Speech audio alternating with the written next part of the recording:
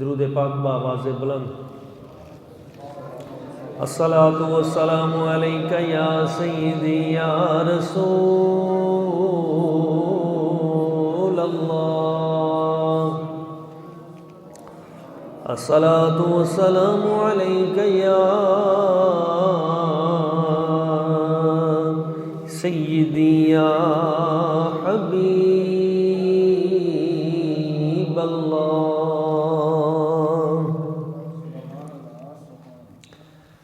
سونے نالوں سونا چہرہ حضور دا، سونے نالوں سونا چہرہ حضور دا،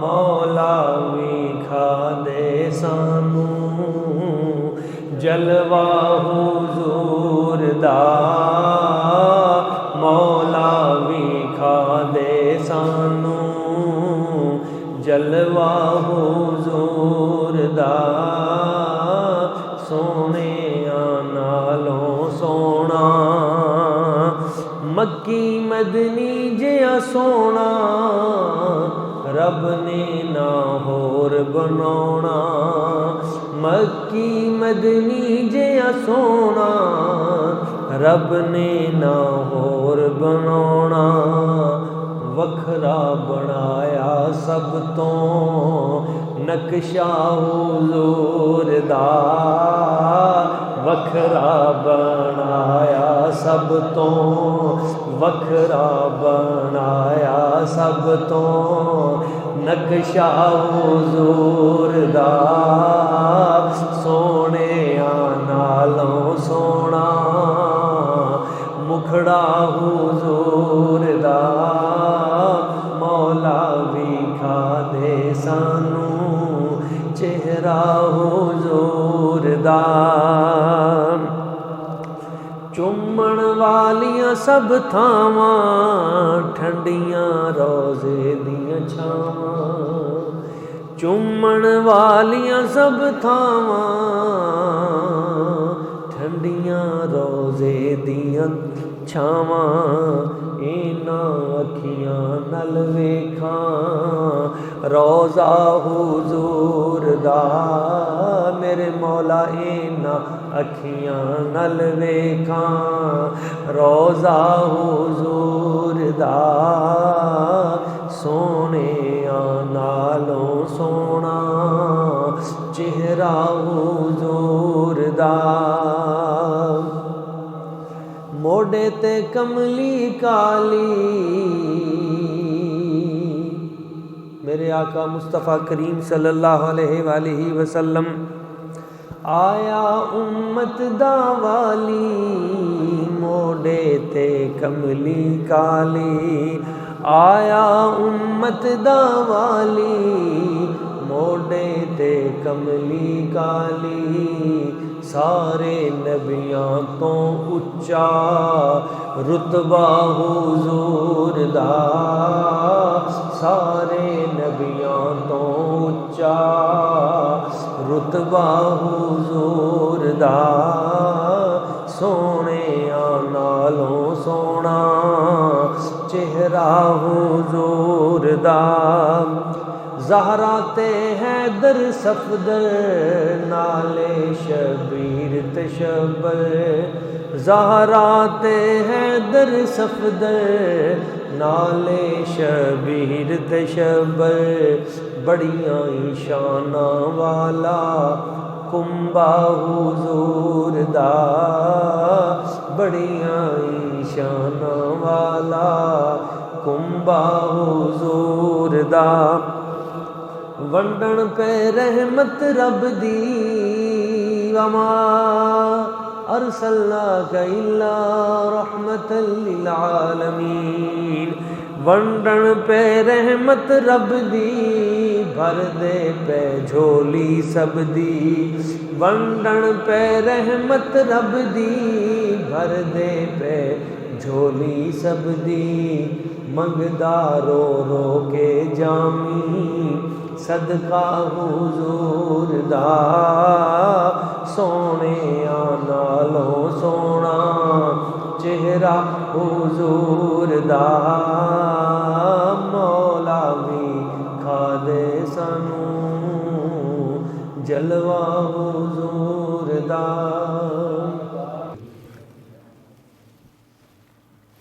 اللہ کریم کی بارگاہ قدس میں دعا ہے وہ خالق لم یزل مالک قدوس ہم سب کو دین و دنیا کی نعمتوں اور بھلائیوں سے مالا مال کرے، بڑی برکتوں والا مہینہ ہم سے رخصت ہو رہا ہے اور آگے شعبان المعظم کی برکتیں ہیں، جہاں اور بہت سی برکتیں ہیں اس میں ایک برکت معراج کی بھی ہے، اور معراج کا تعلق نبی پاک صلی اللہ علیہ وآلہ وسلم حضور کی ذات و برکات کا یہ وہ معجزہ ہے جسے ایک معجزے میں ہزاروں معجزے چھپے ہوئے ہیں۔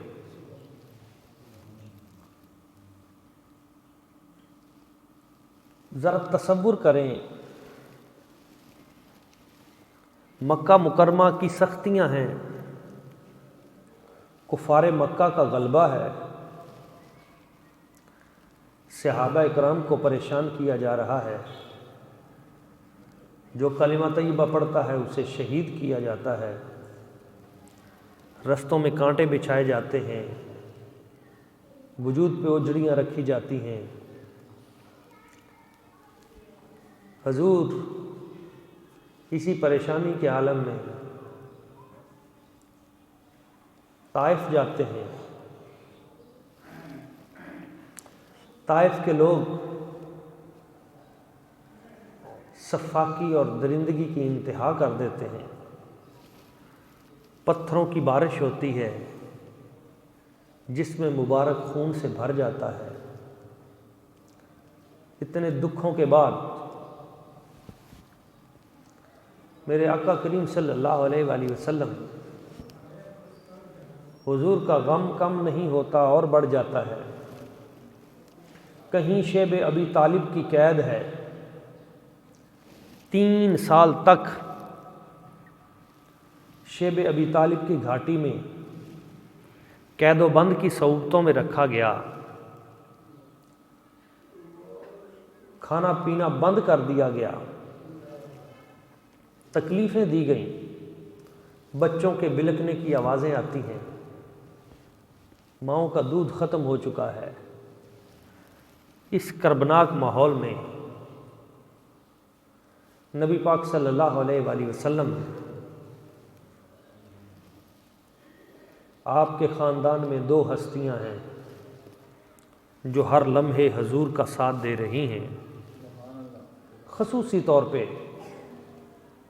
ایک ہستی کا نام حضرت سیدہ خدیجہ الکبریٰ سلام اللہ علیہا ہے، دوسری حضرت جناب ابو طالب علیہ رحمت الغالب ہے۔ جدھر سے بھی کوئی مشکل آتی ہے تو یہ 2 ہستیاں آگے بڑھ کر ان مشکلات کو بانٹنے کی کوشش کرتی ہیں، اور پھر وہ وقت بھی آتا ہے کہ یہ دونوں رحیم و کریم ہستیاں نبی پاک کی ذات ببرکات کو چھوڑ کر رب کی بارگاہ میں چلی جاتی ہیں۔ اس وقت حضور کی کیفیت کیا ہوئی ہوگی جب پورا مکہ دشمن ہے اور ابھی پوزیشن یہ نہیں کہ کفار سے لڑا جا سکے، اور جو بظاہر مادی سہارے ہیں وہ بھی دور ہو چکے، اور جو قریب ترین رفیق ہستیاں ہیں وہ بھی دنیا سے جا چکی، اور حضور ان کے غم کو عام الحزن کہہ کے پکارتے ہیں کہ یہ تو پورا سال ہی غم والا سال ہے، دکھوں کا سال، غموں کا سال۔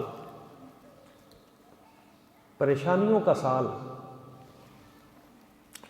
اور جب چاروں طرف سے کسی پہ دکھ، مصیبتیں، پریشانیاں مسلط کر دی جائیں اور کوئی بات سننے والا بھی نہ ہو، کوئی سہارا دینے والا بھی نہ ہو، تو ایک فطری امر ہے کہ طبیعت پہ بوجھ ہوتا ہے، پریشانی بڑھ۔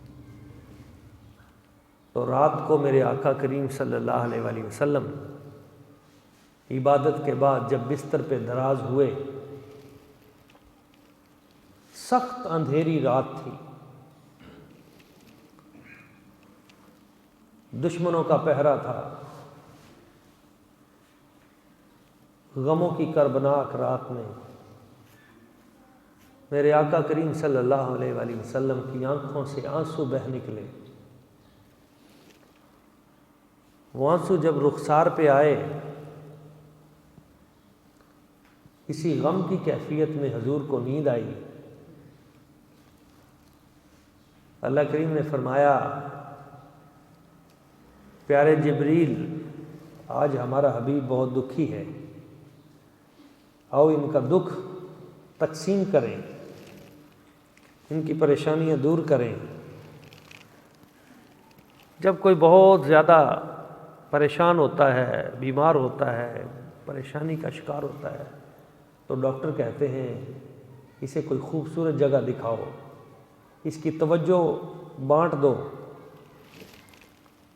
کوئی نہر کا کنارہ ہو، کوئی سرسبز و شاداب وادی ہو، کہیں آبشار بہتی ہو، کہیں ندیوں کا شور ہو، کہیں پرندے چہچہا رہے ہوں، کہیں قدرتی فطری مناظر اس کی دلاویز دل فریب وادیاں ہوں۔ اس لیے بعد لوگ جب مریض ہوئے تو انہوں نے ایسے علاقوں کا رخ کیا جہاں سرسبز و شاداب ایریے، صحت افزا مقام۔ تو اللہ کریم نے فرمایا، جبریل ہمارا حبیب پریشان ہے۔ تو لوگ تو دنیا کا وزٹ کرتے ہیں، ہم نے جنتیں کس لیے بنائی ہیں؟ یہ جنتوں کا حسن، یہ دودھ کی نہریں، یہ شہد کی آبشاریں، یہ حور و غلمان، یہ سارا کچھ کس کے لیے ہے؟ تو آج اپنے حبیب کو ہم بلاتے ہیں، سیر کراتے ہیں، اپنے جلوے بھی دکھاتے ہیں تاکہ حبیب کا غم دور ہو جائے۔ جبریل امین آتے ہیں، فرشتوں کی قطار لے کے آتے ہیں، 70,000 فرشتے ہیں، ادب سے حضور کو جگاتے ہیں اور پھر براق پہ بٹھاتے ہیں۔ پھر پہلا قدم جب پہنچتا ہے تو عرض کرتے ہیں، یہاں 2 رکعت نفل پڑھیے حضور۔ وَإِلَيْكَ الْمُهَاجِرُ یا رسول اللہ، یہ یثرب ہے جس کو آپ کے قدموں نے مدینہ بنا دینا ہے۔ توجہ بھی ہٹائی جا رہی ہے، دکھ دور بھی کیے جا رہے ہیں، مستقبل کا نقشہ بھی دکھایا جا رہا ہے۔ حضور آپ کیوں پریشان ہوتے ہیں، کیوں غمزدہ ہیں؟ یہ مدینہ طیبہ، یہاں آپ کی حکومت ہوگی، آپ کے یہاں پہ غلاموں کی حکومت ہوگی، پوری دنیا پہ آپ کا فیض جاری ہو جائے گا، آپ پریشان نہ ہوں، یہاں آئیں۔ تھوڑے دنوں تک آپ نے وہاں مکے والوں کو چھوڑ کے آ جانا ہے، آپ نے ادھر آ جانا ہے۔ وہاں سے نکلے، آگے ایک مقام ہے، حضور یہاں بھی 2 نفل پڑھ لیں، بڑی برکت والی جگہ ہے۔ کون سی جگہ ہے؟ حین ولد عیسیٰ علیہ السلام، یہ وہ مقام ہے جہاں عیسیٰ علیہ السلام کی ولادت ہوئی۔ تو عیسیٰ علیہ السلام کا قصہ چھیڑ دیا، ان کا ذکر خیر ہوا، حضور کی توجہ ادھر چلی گئی۔ آگے ایک براق نے قدم اٹھایا تو کہا حضور یہاں بھی اتریے، یہ بھی بڑی خاص جگہ ہے۔ حین کلم اللہ موسیٰ تکلیما، یہاں اللہ تعالیٰ نے موسیٰ علیہ السلام سے بات چیت کی تھی۔ یہ کوہ طور ہے، تو کوہ طور کیسے جل کے سرما بنا، وہ ذرا بات چیت ہو گئی، وہ مقامات دکھائے جا رہے ہیں۔ وہاں سے حبیب پاک کو مسجد اقصیٰ میں لے جایا گیا، بیت المقدس میں مسجد اقصیٰ، درودوں کے تحفے اور ہار لے کر حضور کے استقبال کے لیے کھڑے ہیں۔ حبیب آپ کیوں پریشان ہیں؟ یہ دیکھیں 1,24,000 انبیاء یہ سارے آپ کے استقبال کے لیے کھڑے ہیں، آپ ان کی امامت کروائیں۔ اور اس مقام پہ میرے سرکار نے سارے نبیوں کی امامت کروائی اور سب نبیوں کے بعد خطبہ دیا، اور وہاں سے پھر میرے حضور آسمانوں کی طرف روانہ ہوئے۔ ایک پہلے آسمان پہ پہنچے، حضرت آدم علیہ السلام سے ملاقات ہوئی، کہیں حضرت جناب عیسیٰ علیہ السلام سے ملاقات ہو رہی ہے، کہیں حضرت شیس علیہ السلام سے ملاقات ہو رہی ہے، کہیں حضرت ہارون علیہ السلام سے ملاقات ہو رہی ہے، کہیں حضرت جناب موسیٰ علیہ السلام سے ملاقات ہو رہی ہے، کہیں ساتویں آسمان پہ حضرت جناب جد الانبیاء ابراہیم علیہ السلام سے ملاقات ہوئی۔ نبیوں سے ملاقاتیں ہوئیں، بات چیت ہوئی، گفت و شنید ہوئی، ماحول بدلا، حالات بدلے، تو آگے ایک مقام آ گیا جس مقام کو کہا جاتا ہے سدرۃ المنتہا۔ اب وہاں پہنچ کے جبریل امین بھی ٹھہر گئے اور عرض کی حضور اب آگے آپ ہی جائیں گے۔ لو دنوت انملۃ لاحترقت، اگر میں ایک پورے کے برابر بھی، 1 انچ کے برابر بھی، اتنا سا بھی اگر میں آگے بڑھ جاؤں تو لاحترقت، میں جل کے راکھ ہو جاؤں گا، اب آگے آپ ہی جائیں گے۔ شاعر کہتا ہے آیا سدرا کا مقام تو بولے آقا سے غلام،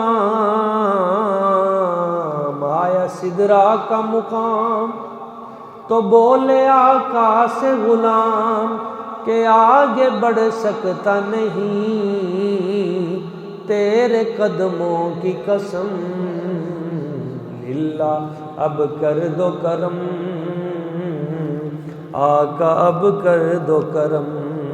اور رکے جب روح الامین، رکے جب روح الامین تو بولے یہ سرور دی، رکے جب روح الامین تو بولے یہ سرور دی، کہ تیری منزل ہے یہی، آگے اب جائیں گے ہم، للہ اب کر دو کرم، آقا اب کر دو کرم۔ آگے حضور جاتے ہیں، سرکار اکیلے آگے تشریف لے جاتے ہیں۔ وہ مقام ہے جہاں مقام بھی نیچے رہ گیا، حتیٰ کہ وہ مقام آیا جسے عرش اولیٰ کہتے ہیں، عرش بھی نیچے رہ گیا۔ حضور اس سے بھی آگے تشریف لے گئے، ایسی جگہ آئی جسے لا مکان کہتے ہیں، جہاں مکان بھی کوئی نہیں۔ مکان تھے پہلا آسمان، دوسرا، تیسرا، چوتھا، پانچواں، چھٹا، ساتواں، آگے سدرۃ المنتہا، پھر چلیں عرش لگا لیں، مکان ختم، آگے لا مکان، جہاں مکان بھی نہیں، جہاں سمت بھی نہیں، جہاں مشرق مغرب شمال جنوب بھی نہیں، سورج چاند تارے بھی نہیں، اوپر نیچے بھی نہیں، کوئی سمت نہیں۔ اس مقام پہ پہنچے حضور جہاں کسی کا وہم و گمان بھی نہیں۔ اعلیٰ حضرت کہتے ہیں وہی لا مکان کے مکین ہوئے، سر عرش تخت نشین ہوئے، وہی لا مکان کے مکین ہوئے، سر عرش تخت نشین ہوئے، وہی لا مکان کے مکین ہوئے، سر عرش تخت نشین ہوئے۔ وہ نبی ہیں جن کے ہیں یہ مکان، وہ خدا ہے جس کا مکان نہیں۔ ایک بڑی خوبصورت بات کی ہے، عقل والا بندہ سمجھے گا، سمجھیے گا اس بات کو۔ اعلیٰ حضرت کہتے ہیں وہ نبی ہیں جن کے ہیں یہ مقام، یہ جو آسمان، یہ جو سدرۃ المنتہا، یہ جو عرش اولیٰ، یہ مکان، یہ نبی پاک کے ہیں۔ وہ خدا ہے جس کا مکان نہیں، خدا تو مکان سے پاک ہے۔ رب فرماتا ہے حبیب یہ کرسی میں نے اپنے لیے بنائی ہے، پر اس کرسی پہ بیٹھنا آپ نے ہے، کیونکہ رب تو بیٹھنے سے پاک ہے، وہ تو حجم سے پاک ہے۔ تو یہ جتنے عرش، کرسی، لوح، قلم، یہ ساری چیزیں سب حضور کے لیے، یہ مکان ہیں حضور کے۔ تو شاعر کہتا ہے معراج کی رات جس کے مکان اتنے بلند و بالا وہ نیچے رہ گئے، اس کا مقام کتنا بڑا ہوگا؟ سمجھے نہیں؟ دنیا میں نا ہم نے کسی کا مقام دیکھنا ہو تو ہم اس کا مکان دیکھتے ہیں، عمومی طور پہ دیکھتے ہیں بھائی اس کا مکان بھی ہے یا نہیں۔ بچے بچی کا شادی شودی کا کو مسئلہ ہو نا، کو بار دیکھنا ہو تو کہتے ہیں کہ منہ متھے وہ تو بعد میں دیکھیں گے، او بھائی کوئی مکان بھی ہے اس کا، کوئی جگہ بھی ہے، کوئی ٹھکانہ بھی ہے، کس جگہ پہ بٹھائے گا، کوئی 4 بندے چلے جائیں گے دوست، کوئی کمرہ بھی ہے کوئی۔ تو لوگ مکان سے مقام کا اندازہ لگاتے ہیں۔ کس سے؟ مکان سے مقام کا اندازہ لگاتے ہیں کہ اس کا اس سوسائٹی میں، اس معاشرے میں یہ مکان ہے تو اس کا مقام یہ ہے۔ اب اندازہ ہوا جس کا مکان سدرۃ المنتہا سے اوپر ہے، جس وہ نبی ہیں جن کے ہیں یہ مکان، جس کا مکان عرش اولا اس سے اوپر ہے، کرسی، لوح، قلم، آسمان سب نیچے، جس کا مکان اتنا بلند و بالا ہے، اور معراج کی رات پھر جس کا مکان بھی نہ مل سکا کہ اس کا بھائی مکان کہاں ہے، تو جس نبی کے مکان کا اندازہ نہیں لگایا جا سکا اس نبی کے مقام کا اندازہ کیسے لگایا جا سکا؟ اس کے مقام تک پہنچنا اور اپنی عقل کے گھوڑے دوڑانا یہ تو فرسودہ بات ہے۔ اس کے مقام و مرتبہ کا کوئی حد، کوئی حدود، کوئی تصور، کوئی وہ وہم و گمان سے بالا تر ہے۔ اس لیے کہا گیا کہ وہ نبی ہیں جن کے ہیں یہ مکان، وہ خدا ہے جس کا مکان نہیں۔ مصطفیٰ کی شانیں اتنی وراء الورا ہے۔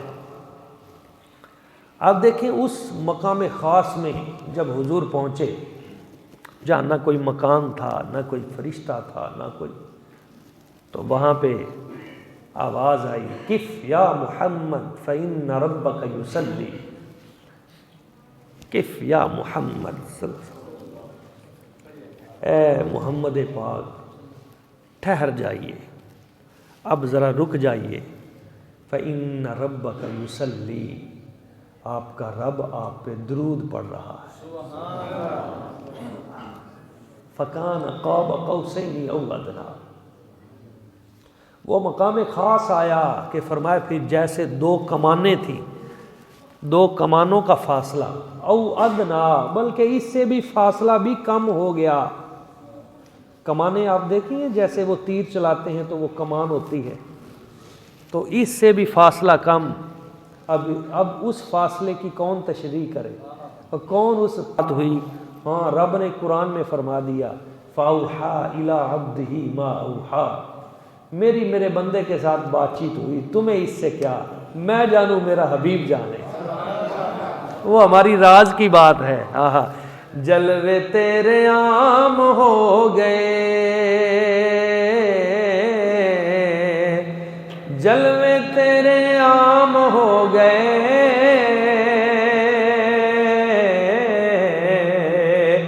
جلوے ان کے عام ہو گئے، مقتدی ہیں سارے انبیاء، مصطفیٰ امام ہو گئے، مقتدی ہیں سارے انبیاء، مقتدی ہیں سارے انبیاء، مصطفیٰ امام ہو گئے، جلوے تیرے عام ہو گئے۔ ہاں تھوڑا سا اشارہ ہے کہ اس قرب خاص میں جب پہنچے، محبوب و محب کی ملاقات ہوئی، سب غم دور ہو گئے، تھکاوٹیں دور ہو گئیں، وہ عام الحزن کا غم، مکہ کے ظلم و ستم، طائف کی بستیوں کے پتھر، رب نے فرمایا حبیب اب تم ہو اور میں ہوں، میں جو ہوں پھر تو غم کیوں کرتا ہے، تو کیوں پریشان ہوتا ہے؟ اگر وہ چلے گئے تو کیا ہے، میرے پاس آئے ہیں نا، اور میں تو تمہارے پاس ہوں، تم میرے پاس ہو۔ رب نے اپنے حبیب کو دلاسے دیے، محبتوں کے انوار و تجلیات کے وہاں پہ سمندر بہا دیے گئے۔ اس قرب خاص میں اللہ کریم نے اپنے حبیب کو پھر تحفہ بھی دیا۔ نبی پاک صلی اللہ علیہ وآلہ وسلم جب رب کی بارگاہ میں گئے تو حضور نے پتہ کیا عرض کیا؟ حضور کا جو جملہ ہے التحیات للہ والصلوات والطیبات، یا اللہ میرے سلام، میری عبادتیں، میری ریاضتیں، میری مالی قربانیاں، میری جانی عبادتیں، میرا سب کچھ یا اللہ جو کچھ ہے تیرے لیے۔ یہ حضور کا جملہ ہے معراج کی رات، رب کو جو حضور نے عرض کیا یا اللہ میرا سب کچھ ہے ہی تیرے لیے، میری محنت، میری کوشش، میری قربانیاں، میری محنتیں، میری عبادت، میری ریاضت، التحیات للہ والصلوات والطیبات، سب کچھ تیرے لیے۔ تو جب یہ کہا تو اللہ تعالیٰ نے آگے سے جواب میں کہا التحیات للہ والصلوات والطیبات، یہ حضور نے کہا تو اللہ تعالیٰ نے کہا السلام علیکہ ایھا النبی۔ یہ جملہ میرے رب کا ہے، السلام علیکہ ایھا النبی ورحمۃ اللہ وبرکاتہ۔ میرے حبیب، میرے پیارے، تجھ پہ سلام ہو، تجھ پہ میری رحمت ہو، تجھ پہ میری برکتیں ہوں، تیرا سب کچھ میرے لیے ہے تو ہمارا بھی تو سب کچھ تیرے لیے ہے۔ تجھ پہ سلام ہو، میری طرف سے تجھ پہ برکتیں ہوں، تجھ پہ رحمتیں ہوں۔ اب ذرا آپ اندازہ لگائیں اللہ کے حبیب کو ہم سے پیار کتنا ہے، وہ کیسی محفل ہے، کیسا حضور کہہ رہے ہیں، عرض کر رہے ہیں یا اللہ میرا سب کچھ تیرے لیے ہے، تو اللہ تعالیٰ فرما رہا ہے السلام علیکہ ایھا النبی ورحمۃ اللہ وبرکاتہ۔ حبیب میرا تجھ پہ سلام ہو، تجھ پہ میری رحمت ہو، تجھ پہ میری برکت ہو۔ تو آگے سے میرے آقا کریم صلی اللہ علیہ وآلہ وسلم نے پتہ کیا کہا؟ آئے حضور کہتے ہیں السلام علینا وعلی عباد اللہ الصالحین، یا اللہ تیری رحمت صرف مجھ پہ نہیں، وہ جو میں پیچھے چھوڑ کے آیا ہوں ان پہ بھی رحمت فرما۔ اسے کہتے ہیں لجپالی، کہ اس قرب خاص میں اپنے پیاروں کو یاد رکھا، اپنے بندوں کو، اپنے رب کے بندوں کو یاد رکھا، صالحین کو یاد رکھا، عبادت کرنے والوں کو یاد رکھا۔ یا اللہ صرف مجھ پہ نہیں، السلام علینا، ہم سب پہ تیرا سلام ہو، ہم سب پہ تیرا سلام، وعلی عباد اللہ الصالحین، اور جو صالحین ہیں، نیک بندے ہیں، یا اللہ ان پہ بھی تیرا سلام ہو، ان پہ بھی تیری رحمت ہو، ان پہ بھی تیری کرم نوازیاں ہوں۔ دنیا کے لیڈر جب کسی مقام پہ، جگہ پہ پہنچتے ہیں تو وہاں صرف اپنا سوچتے ہیں، پچھلوں کو بھول جاتے ہیں۔ دنیا نے دیکھا نہیں، الیکشن دے کے پھر لوگ 5 سال کے بعد الیکشن کے وقت ہی آتے ہیں۔ یہ تو مصطفیٰ ہیں جو اس مقام خاص پہ پہنچے جہاں جبریل نہ پہنچ سکے، تو وہاں جب رب نے نوازش کرنا چاہیے کہ حبیب میرا سب کچھ تیرا ہے، تو حضور عرض کرتے ہیں یا اللہ میرا بھی ہے، یہ جو میرے پیچھے ان کو بھی دے دے، ان کو بھی ساتھ شامل کر لیا۔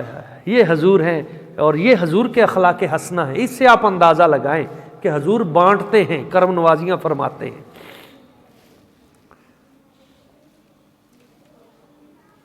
میرے سرکار ایک دن خوش ہو گئے، حضرت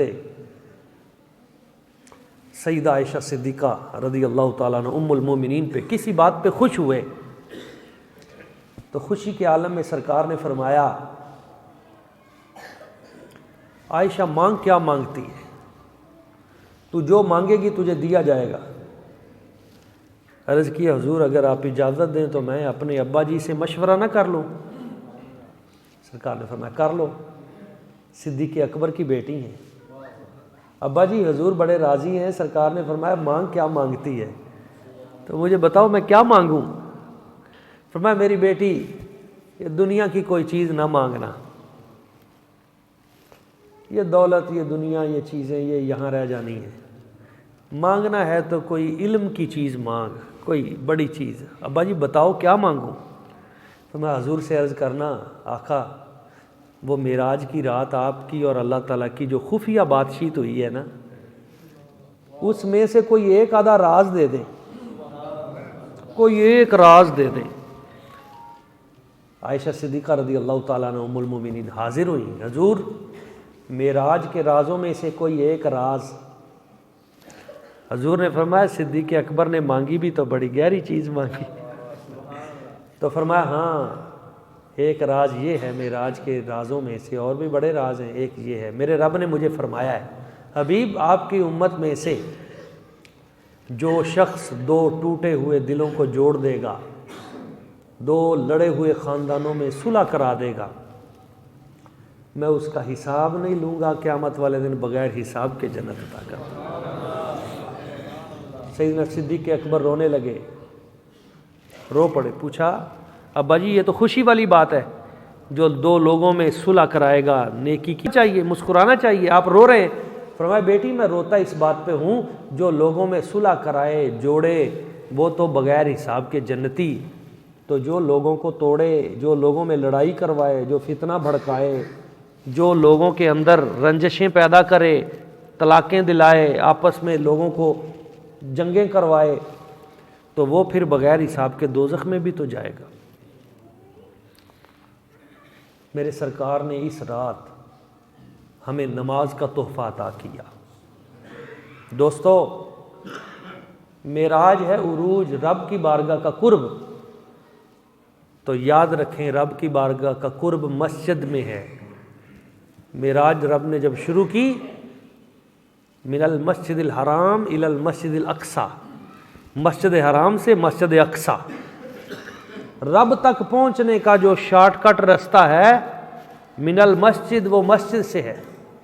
اگر کوئی اس بارگاہ تک رسائی چاہتا ہے تو وہ مسجد کو پکڑ لے۔ حضور نے فرمایا کچھ بندے مسجد کے کیل ہوں گے، مسجد کے کیل، جیسے کیل نہیں ٹھوک دی جاتی کسی چیز میں، تو فرمایا وہ مسجد کے اندر اس طرح جم جائیں گے، تو جو جم جائیں گے وہی رب کا قرب پا جائیں گے۔